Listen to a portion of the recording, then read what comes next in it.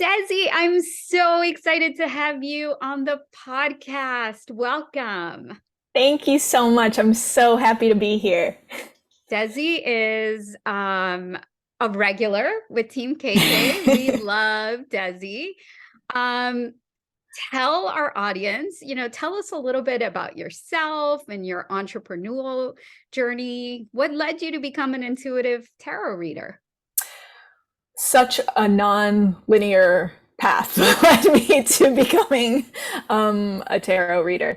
I'm I'm very I have not really had a very conventional career path, period. I've always been that type of person who was like, I'm interested in a bunch of things. And so I'm going to be refining and nurturing these different parts of myself, like all simultaneously. I actually went to school and studied theater.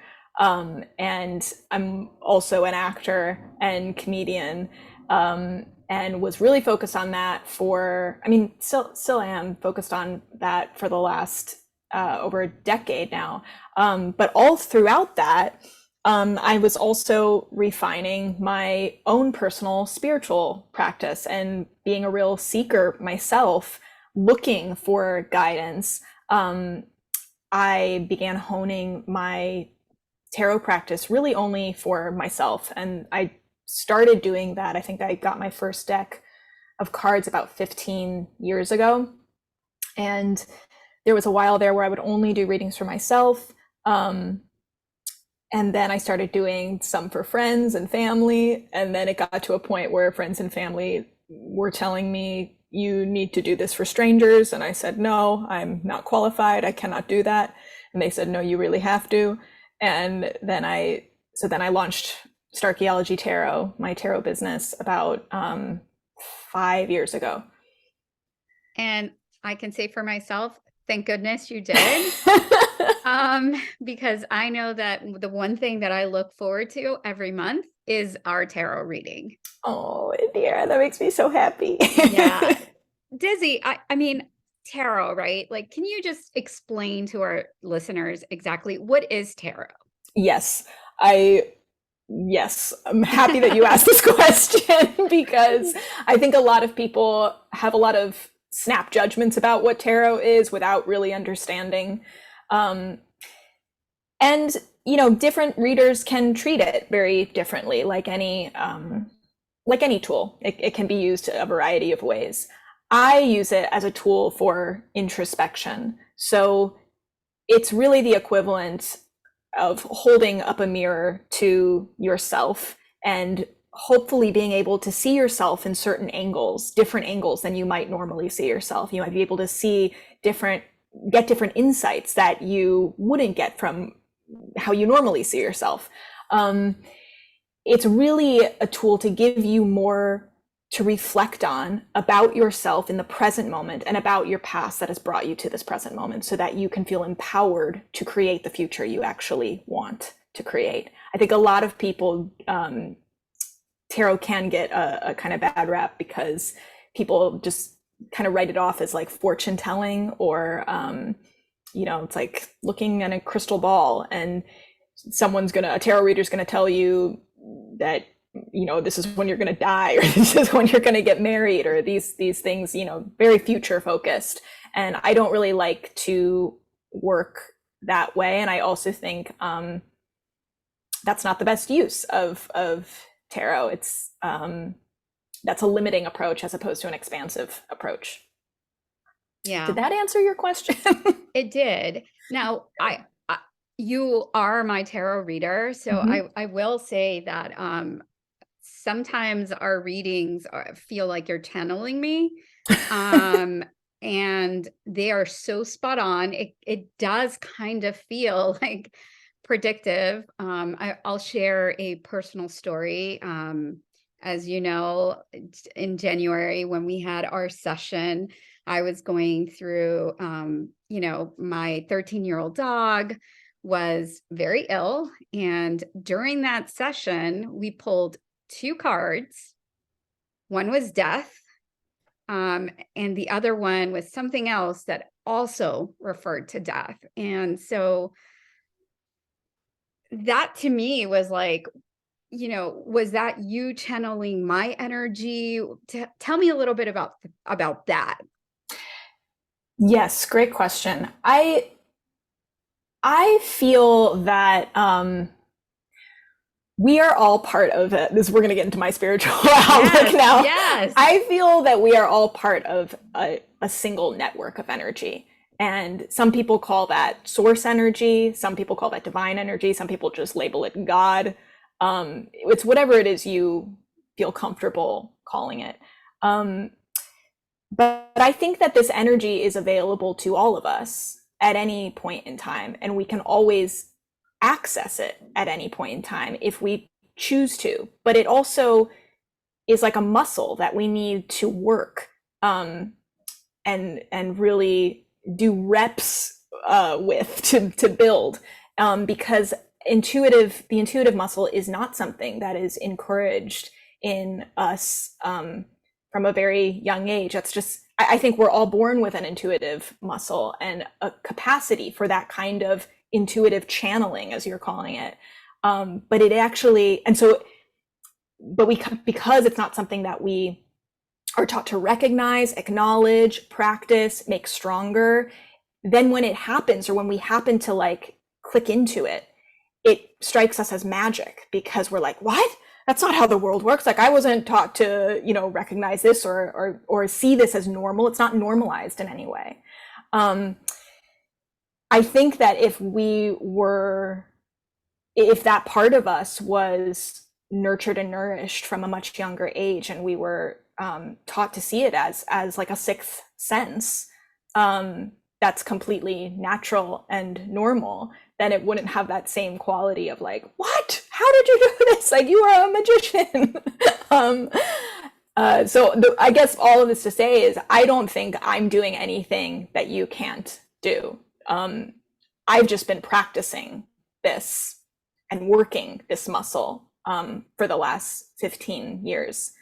And there's a lot of great resources when it comes to just like getting better at listening to your intuitive voice and distinguishing that intuitive voice. It feels like it's just coming from a deep part of yourself, but that's the part of yourself that I'm suggesting is tuned into this much bigger network that we're all tuned into. And so when we're tuned into that, all information is available to us. I love that you say that. And it's a great segue to my next question, because I'm sure our listeners would want to know, like, what are some practical ways to use tarot, to learn how to guide ourselves, like in all areas of our lives? Yeah.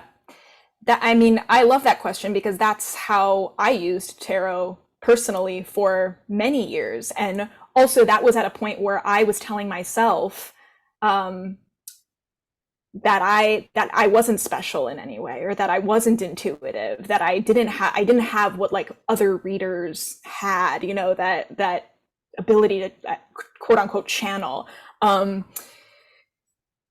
And even from that place, even from that mindset, I still got a lot out of it.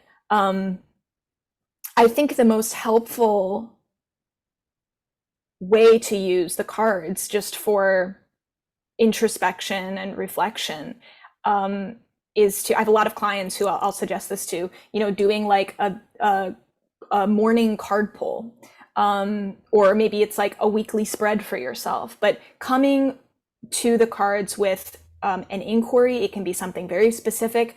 In tarot, it's much better to ask open-ended questions than yes or no questions, because I think even that is really indicative of how much power you are giving to yourself. Because when we're asking yes or no questions, we're like, please give me a definitive answer. I'm so uncertain. Like, I need like some safety. Whereas if we're like, oh, I'm going to ask an open-ended question here, then we invite ourselves to be more of a collaborative player in what the answer is, because we're coming up with the story that links these cards together. And so when we come with an open mind and we ask, a question like maybe it's how can I feel more fulfilled? Maybe it's acknowledging something in ourselves and our lives. Like, what do I have to be grateful for? What are my greatest strengths? Like, it can be literally something that's just like about me in my present moment, about myself, something I'm not seeing right now, or something that I'm not understanding. There's a missing piece maybe. I think focusing on the present moment is crucial when starting a self-help practice, as opposed to being that future-minded, give me answers about the future so that I feel safe in the present kind of approach.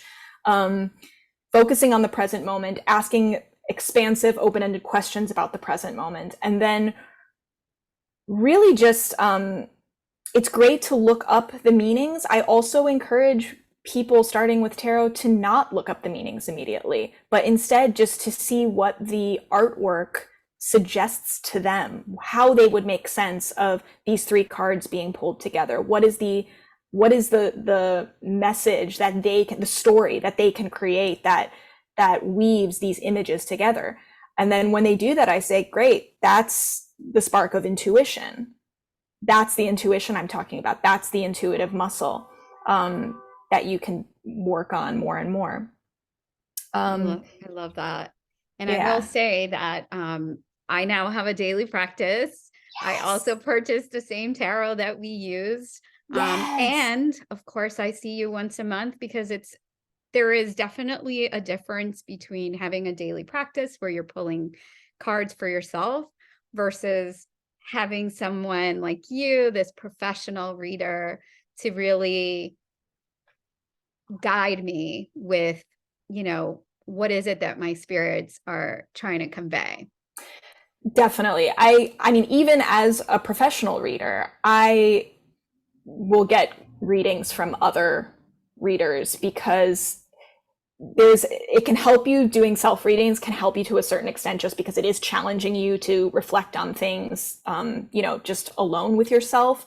But then also remember that you're seeing everything through the lens of your own conditioning. So it's always helpful to have another person who has access to that knowledge and is not affected by your personal lens of conditioning and your pain and your stories that you tell yourself. It's great to always have that the messages come through that vehicle. That just expands the types of messages I think that you can receive. For sure. Because you are a frequent guest as part of our soul sessions, that, Team KK is all about self-care and, that woo. So how can you share a way for tarot to become a form of self-care? A way for tarot to become, beyond doing like what I suggested, doing something every morning, for example. I think that's one of the best ways, honestly, is when you're feeling, either work it into a morning practice, a morning spiritual practice, where it's just like, I don't even have a question. I just want to pull a card for myself, and frame it in a way. I think when we're coming at it from the perspective of self-care, frame it through the lens of I'm looking for encouraging messages. That way, when you, especially early tarot readers who, will pull a card and it's like the death card or it's the devil, they're like, what? Like, what does this mean? This is scary.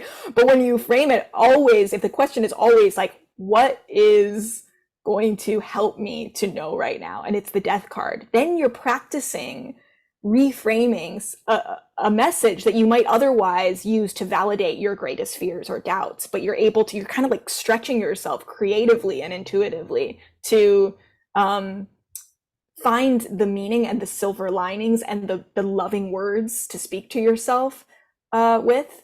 I think like that, even just practicing that, because we all have, at least when it comes to self-care, we all, I think, suffer to a certain degree from negative self-talk, from attaching to negative stories.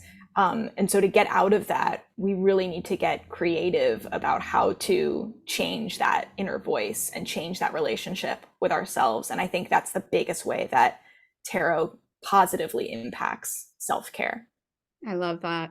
One thing I learned because of you Yes. was that there's similarities with tarot and astrology in terms of elements. I Oh, had yeah. no idea. Please tell me more. Yeah, so you know, as a professional astrologer, I don't need to teach you The four astrology. We have elements, four yeah. elements. Yes, we got earth, air, water, fire.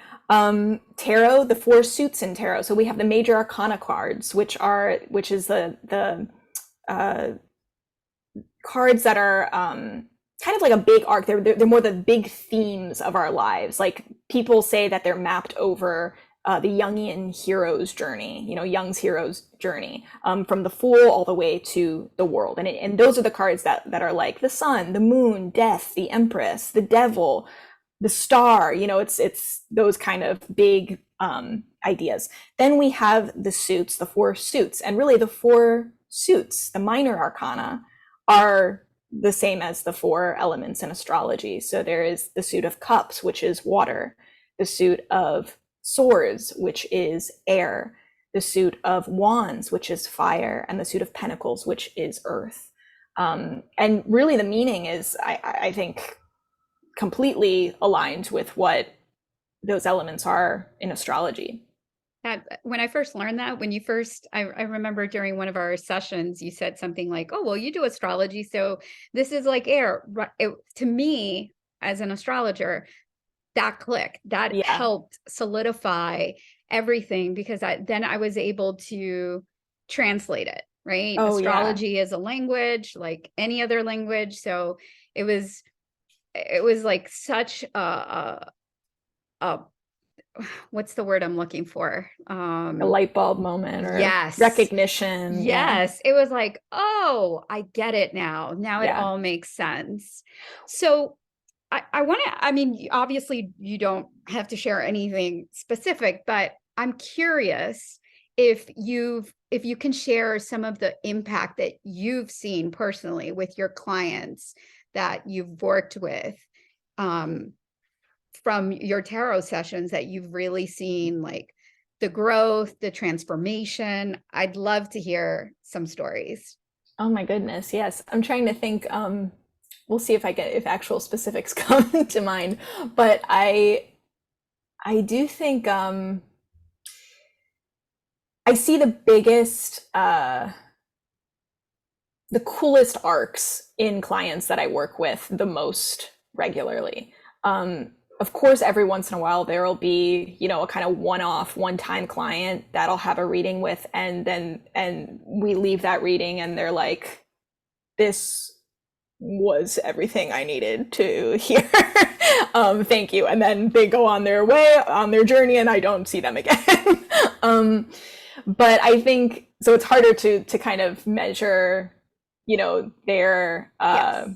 growth or how it's Transformation. affected them, transformation. Yeah. Though I will say, even there, I have had clients where it's like been a one-time thing, and then they've come back to me a full year later and they have told me how their life has changed. Like I had a client who was in a very toxic job situation. And I remember she reached out to me at a time where she was at a real low point of just feeling like so trapped and restricted. And the tarot reading that we had together was really transformative and cathartic for her in the moment. And I could just tell, usually you can tell just emotionally, like where a client is. If they're like quietly crying the entire time, you're like, okay, this is touching some nerves. And then a full year later, she came back, but it wasn't from a place of like, God help me, like I need someone save me. It was actually from a place of like, she had left that job. She was in a different relationship. Like her whole life was very different on the outside. And she also was very different in the inside. And she was coming to tarot more with this expectation of, I want to harness this tool because I'm really excited about my future. And I want to maximize my present moment and my, figure out the path forward so that I can walk that path more consciously. Very different from like when I saw her a year ago, when more from that desperation. So that's one example just of a client one-off, but like clients that I see like you, like month to month. Month to month. Can't get rid of me. I love it. And also that's the most fulfilling for me, because then I get to have this relationship with people. I get to know them better. And that's the other thing, is that, you know, I don't call myself like a psychic or anything. I don't really have an opinion about psychics. I think again, like, it's just, that's the energy that some people have more knowledge of, and some people like struggle with accessibility to that knowledge. But it's always helpful for me to have more information and a deeper understanding of who you are and where you're coming from. And so that we really can get into the weeds with clients that I meet with month to month. And in those situations, I've seen such growth and transformation more than anything in how those clients talk to themselves. Like, again, going back to like negative self-talk, having your own back, being able to bounce back from adversity or from quote unquote failures. All of those are the areas where I really see change. One of my clients, she takes notes every session and has them in front of her from our last reading and each current reading. So she's able to say, you know, when we see like her chart, I'll be like, oh yeah, you know, we'll be like, the Hermit is in your present position right now. And she'll look back, she'll be like, the Hermit was in my future last time. So she's like always like kind of clocking this. And I think like being able to measure that over months has really made her so much more skilled at connecting the dots for herself. And even in our readings, she has as many insights about her life as I do. And I love that collaboration in a reading. Like, ultimately, it's really each of us who heals ourselves. You know, we are the ultimate healer, whether we're talking about physically, mentally, emotionally, spiritually. So it's great to see people really step into that role and are not necessarily like giving their power away to me, but really just kind of sharing the spotlight, being like, oh, I see this. Well, I see this. And I love those collaborations with people. There's something you just said that I love so much, and that is healing. And, you know, one of the things now that our Success with Soul membership is fully live, and soul sessions are, you know, a big part of our membership, which you are obviously one of our favorite soul session guests, is yeah, healing and using tarot as a form of healing. And I wonder if there's one thing that someone can do today with tarot to find comfort and healing, what would that be? It's a great question. Honestly, this might not be what you'd expect, because I feel like, you know, with tarot, it's like there's really one thing you do, and that's pull cards. We pull the cards. A lot of different spreads you can do, a lot of different questions you can ask, but we pull the cards. There is a book, I actually have it right here. This is like a tarot Bible. It's called 78 Degrees of Wisdom. It's by Rachel Pollack. And you can see this, it's called A Tarot Journey of Self-Awareness. I was reading that backwards. Love that. Yeah. And it's funny because I have a friend who read this book. He's not a tarot reader. Like, he kind of started dabbling in it after reading this book, but he read this book first, which was so funny to me, because I'm like, what made you interested in reading, you know, a tarot book, and you don't really even do tarot?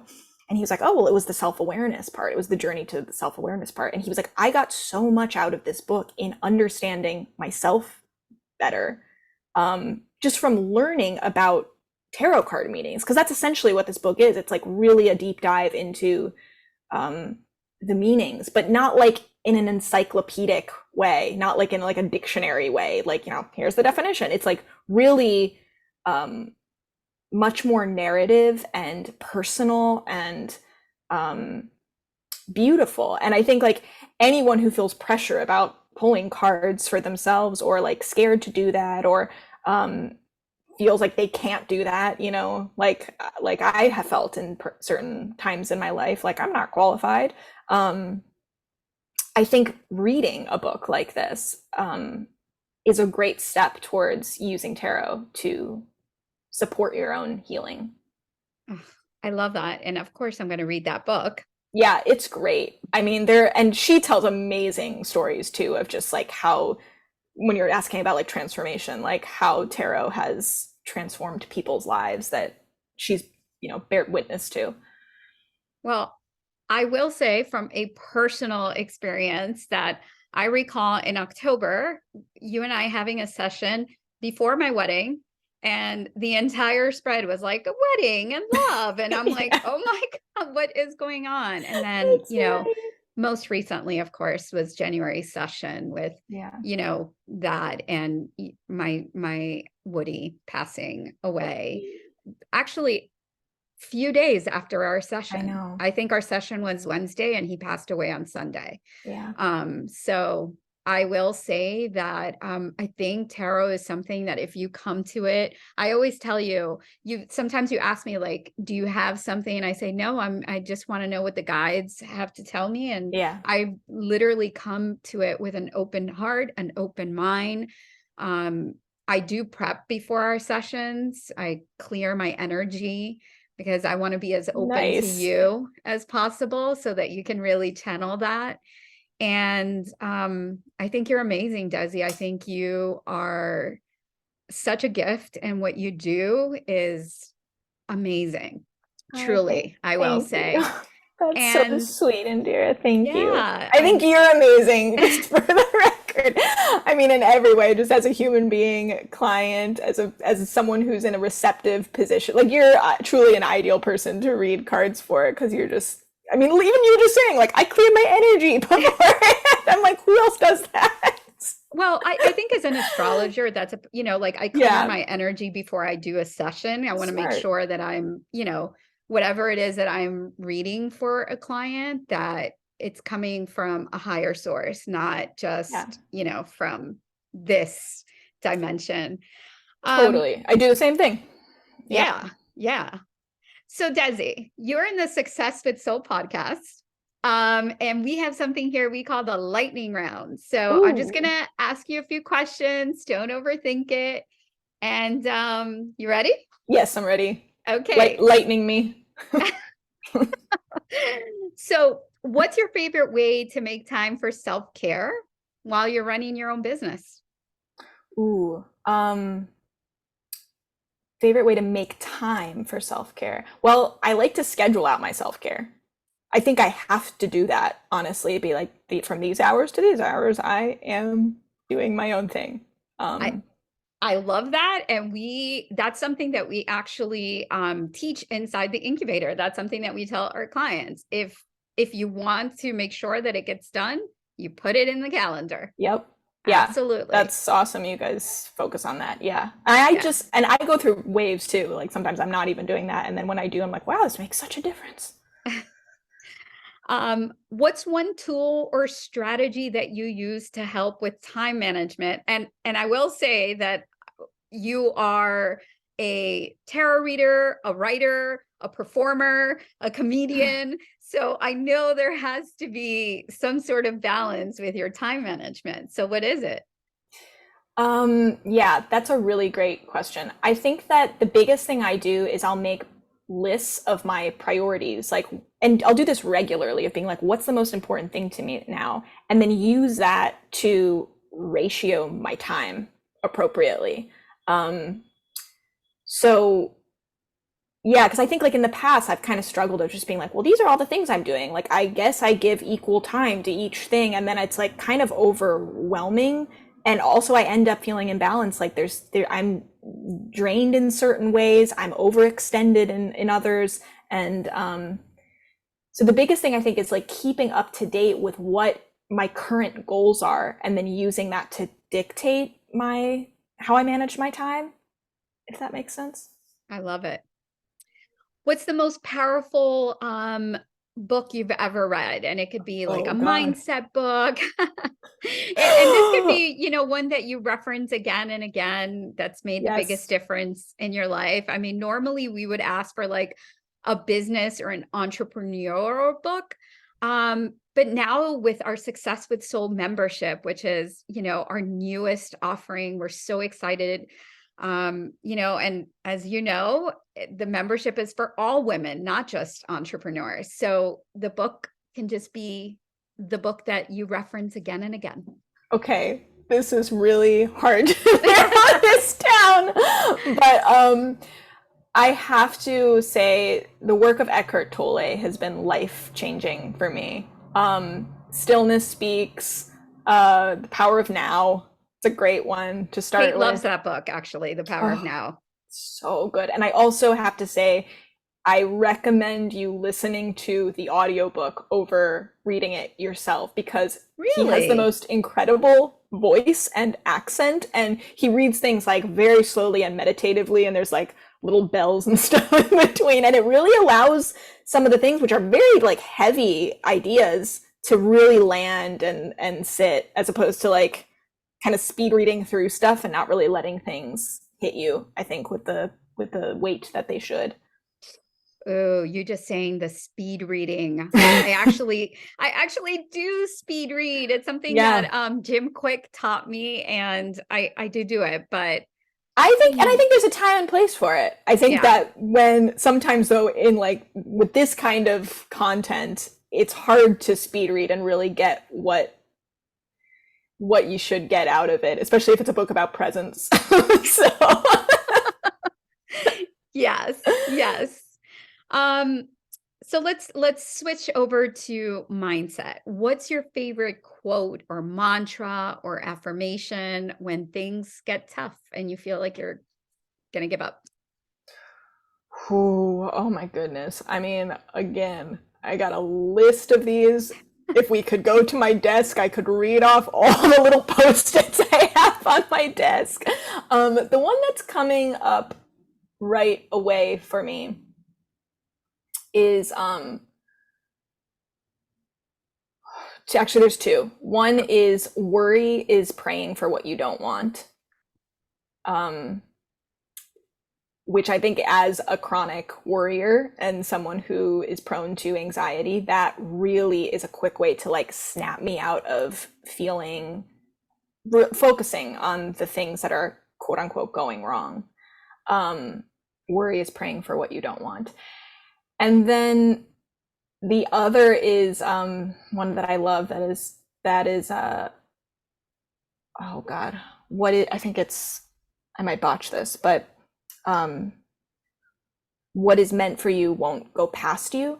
So I think that's another thing of like feeling, if you're someone who feels like you have to do everything perfectly to make sure you get all of the opportunities or all of the things, that's such a great quote for surrendering and recognizing like it's not actually all on me to make sure everything that I think is the right thing for me, making sure all those things happen.